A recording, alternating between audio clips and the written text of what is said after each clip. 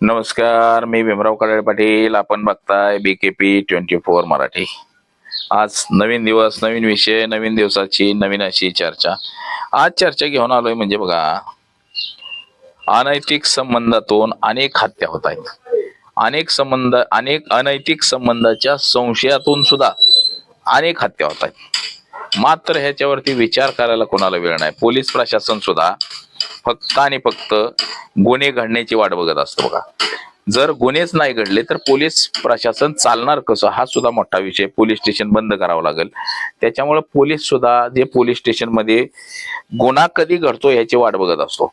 एखाद्या ठिकाणी जर गुन्हा घडत असेल आणि तिथं जर पोलिसांना फोन केला की बाबा साहेब या ठिकाणी असं असं घडतंय, तर पोलीस तिथं वेळेवरती पोहोचत नाही. तो गुन्हा घडल्याच्या नंतर पोलीस तिथं पोहोचत असतो म्हणजे, आणि त्यानंतर तिथं जाऊन दमदाटी करत असतो, याव असा. पण गुन्हा घडायच्या अगोदर पोलीस कधीही जागेला पोहोचत नाही. हे आपण अनेक गोष्टींमध्ये पाहिलेलं आहे.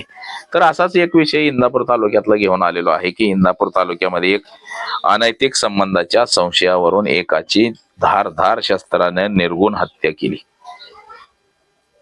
आता हे खरं का खोटं, म्हणजे त्या माणसाचे त्या महिलेसोबत संबंध होते का नव्हते हा संशोधनाचा विषय. परंतु त्याच्यातून ती हत्या झाली.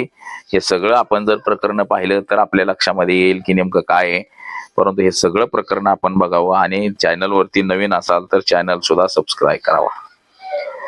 देशामध्ये आणि राज्यांमध्ये, तालुक्यामध्ये, जिल्ह्यांमध्ये आज एक फॅड आहे, बायको असली तरी मैत्रीण असली पाहिजे. हे एक नवीन फॅड सुरू झालेलं आहे. आणि ते फॅड कशापासून सुरू झालंय, ती आपल्याकडे जे निर्माण होणारे चित्रपट, आपल्याकडे जे निर्माण होणाऱ्या मालिका, टीव्हीला ज्या सगळ्या मालिकांचं सत्र सुरू आहे, ह्याचं लपडं त्याच्यावर, त्याचं लपडं त्याच्यावर, त्याचं लपडं त्याच्यावर. तो मेला तरी दुसरा चेहरा लावून पुन्हा आला, मेला तरी पुन्हा आला. आणि सासू सुनावरती कशी कुरघोडी करायची, सुननं सासूवरती कसं कुरघोडी करायची, कसं घरातल्या घरात भांडायचा, कसा वाद लावायचा घरातल्या घरात, हे सगळं आम्हाला टीव्हीवरती दाखवलं जातं. आणि आमच्या घरातले लोक म्हणजे सगळ्याच ठिकाणची पुरुष तेच बघत बसतात, बायका तेच बघत बसतात. बायका तर घरी असतात दिवसभर तेच बघत बसतात. ह्याची मालिका त्याची मालिका, ह्याचं प्रेम कसं जुळलं, त्याचं प्रेम कसं जुळलं, त्यानं त्याला कसा ब्लॅकमेल केला, ह्यानं ह्याला कसा ब्लॅकमेल केला, ह्याच्यातच सगळी दुनियादारी झाली. आता मित्रांनो, देशाबाबत विचार करायला कोणाला वेळ नाही. देशात काय चाललंय कोणाला बघायची गरज नाही. कोण तिकडे डोकून सुद्धा बघत नाही देशात काय चाललंय, काय नाही.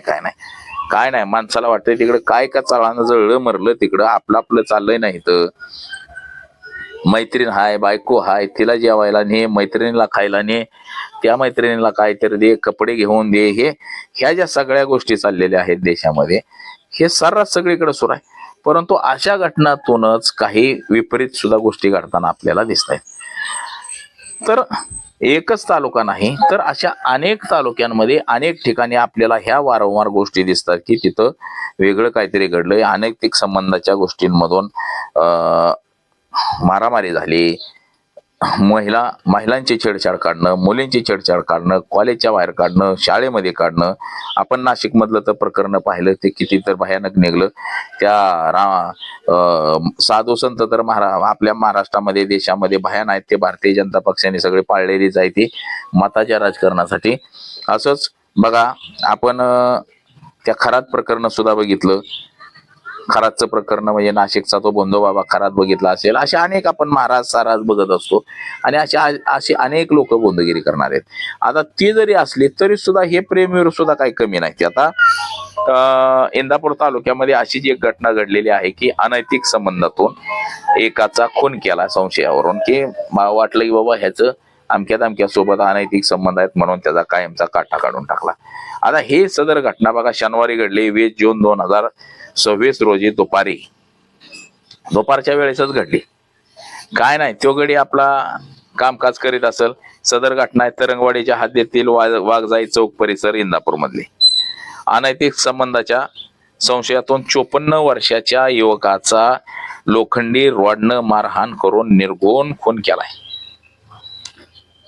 आणि पोलीस स्टेशनला अनेक घटना रोज, म्हणजे पोलीस स्टेशनला 7-8 गुन्हे तर रोज नोंदत असतात आणि त्याच्यामुळे पोलीस सुद्धा त्रस्त असते. त्यांना काय वाटत नाही कोणाचं रक्त निघलं काय, खून झाला काय, बलात्कार झाला काय, कोणी कोणाला मारलं काय, काय केलं काय, जागा बळकवली काय, जमीन बळकवली काय, ह्याचा काहीही कोणाला सोयरसुतक नसतं, काहीही देणं घेणं नसतं. आता ज्या व्यक्तीचा खून झाला तो आहे छगन पांडुरंग भिशे, वय वर्ष 54, राहणार तरंगवाडी.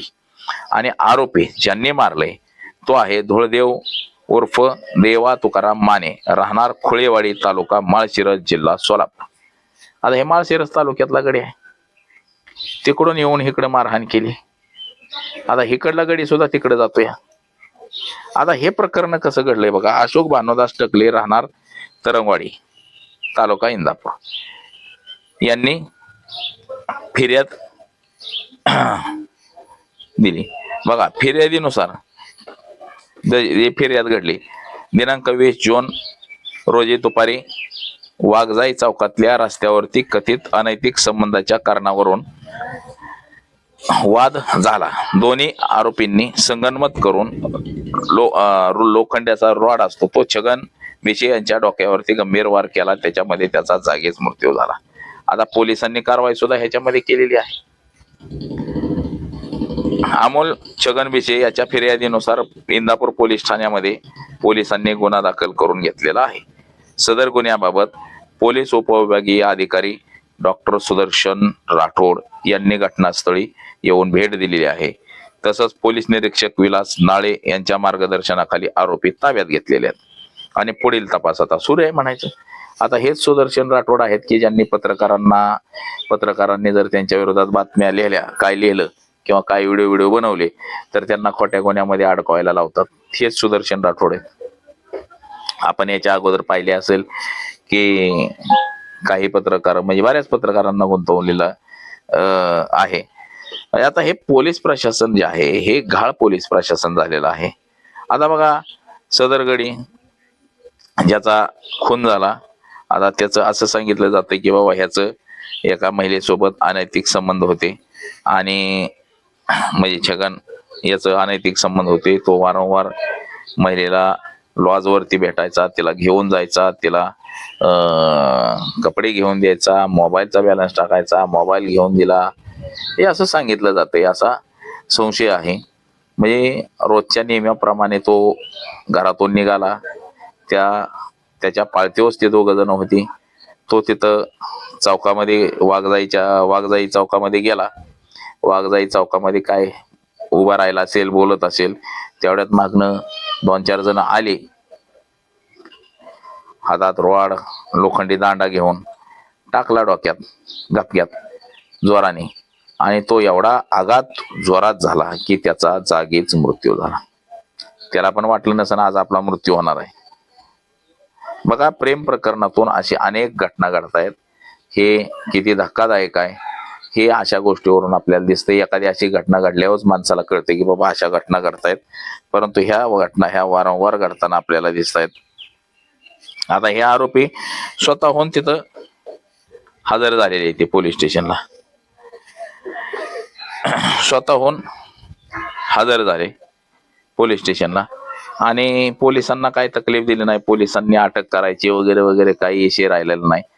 त्यांनी स्वतःहून हजर झाल्यामुळं सदर घटनेबाबत आता पुढे तपास सुरू आहे. त्या तपासामध्ये की याचे अनैतिक संबंध होते, त्या महिलेला सुद्धा वाटलं असेल ह्याला भेटावं, हे करावं ते करावं म्हणून ते वारंवार आपले लॉजवरती भेटत राहिले आणि ह्याची बातमी कुठंतरी लीक झाली, घरच्यांना कळाली, नवऱ्याला कळाली आणि त्याच्यातूनच हा प्रसंग उद्भवला. आणि हा प्रसंग असा उद्भवला की तो खुनापर्यंत जाऊन ठेपला. बघा घटना कशा घडतायत आणि हे झपाट्यानं सगळ्या गोष्टी घडत असतात. पोलीस प्रशासन ह्याच्यात काय, पोलीस प्रशासनाला हे माहीत जरी असलं एखाद्या ठिकाणी गुन्हा घडणार आहे तरी सुद्धा पोलीस जात नाहीत. पोलीस म्हणतात की गुन्हा घडल्यावरती जाऊ द्या, होऊ दे की जरा काहीतरी प्रकरण, म्हणजे आपल्याला 2-5 रुपये मिळाले पाहिजे ना.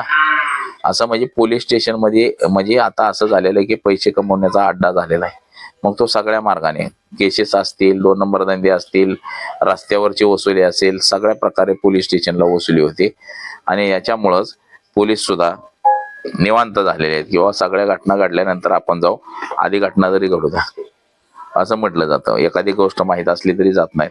तर अशाच प्रकारे बघा, अशा ज्या घटना आहेत ह्या घटना घडू नये याच्यासाठी काहीतरी उपाययोजना सुद्धा सर्वसामान्य माणसांनी म्हणजे सगळ्यांनीच केल्या पाहिजे त्या, की संशय असेल आणि खरं लफडं असेल ह्याच्यात सुद्धा फरक असतो. नुसत्या संशयावरनं एखाद्याला मारणं हे सुद्धा चुकीचंच आहे असं एकंदरीत दिसते. तर आज एवढंच. माझा सहकारी कॅमेरामन अनिकेत सह मी भीमराव कडाळे पाटील.